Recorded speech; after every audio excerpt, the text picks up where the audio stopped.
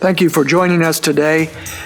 This week, as we're recording these programs right now, we're building up to Christmas. And so this is Christmas week. And so I wanted to talk about the Incarnation for a few days together.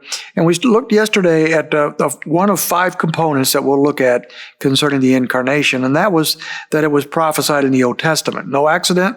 God had planned this from all eternity, and it's revealed in the Old Testament. Isaiah chapter 9 is perhaps one of the key passages in the Old Testament in that prediction of the Incarnation. But now we're looking at the anticipation of the Jewish people prior to the coming of Jesus. So now we have Old Testament saints who believed the message of Isaiah, and as because they believed the message of Isaiah, they anticipated the coming of their king, the coming of the Messiah.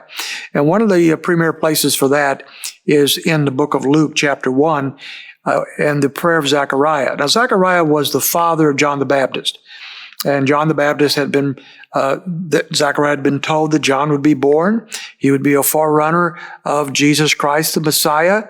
And now John is born. When we come to chapter 1 of Luke, verses 67 on down, John is born, and Zacharias prays a magnificent, beautiful prayer full of truth and theology and prophecy even.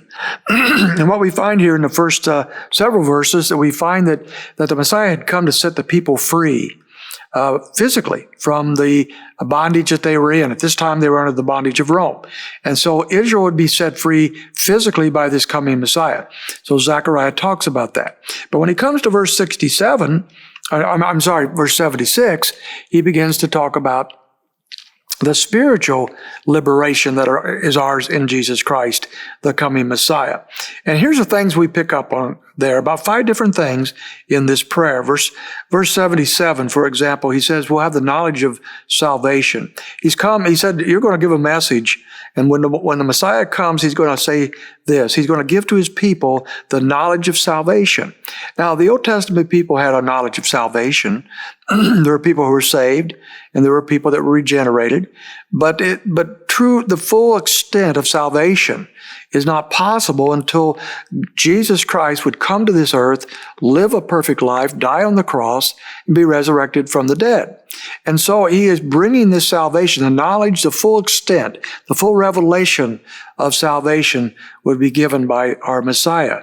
Secondly, he would come to give forgiveness. He says in that same verse, by the forgiveness of their sins. Salvation is because we have been forgiven. And forgiveness is only possible because of the finished work of Jesus Christ that began on this earth at the Incarnation. When God became man, you could say that he entered into time and space with us, and the clock began to tick towards the time when he would die for us, taking our sins upon himself, that we would not have to be judged for those sins.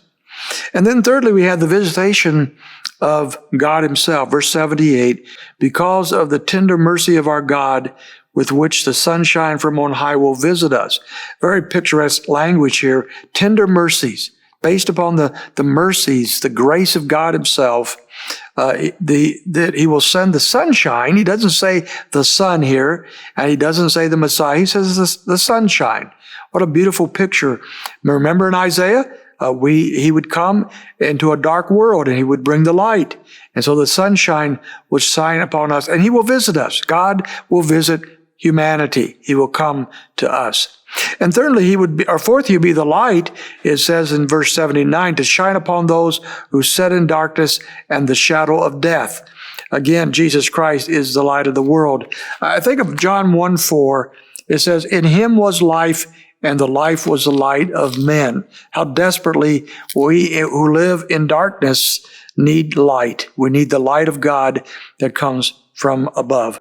And then finally, it brings peace. In verse 79, to direct our feet into the way of peace. Again, in Isaiah, he said he was the Prince of Peace, and he'd come to bring a government of peace. And now Zechariah follows up, and he says, to direct our feet into the way of peace. The way of peace is only possible because Christ has come to give us light, to give us peace, to make those who were the enemies of God the very friends of God, and to direct us in our pathway. And so the incarnation is far more robust, I think, sometimes than we think, because of what Christ has come to give us. It's no wonder that Zacharias was excited about what was going on. He believed Isaiah. He believed the prophecies. He anticipated this. And now he prays about it even before the birth of Jesus, which is yet to come just a short time later. We want to look at that birth tomorrow, and I hope you can join us at that time. Thank you.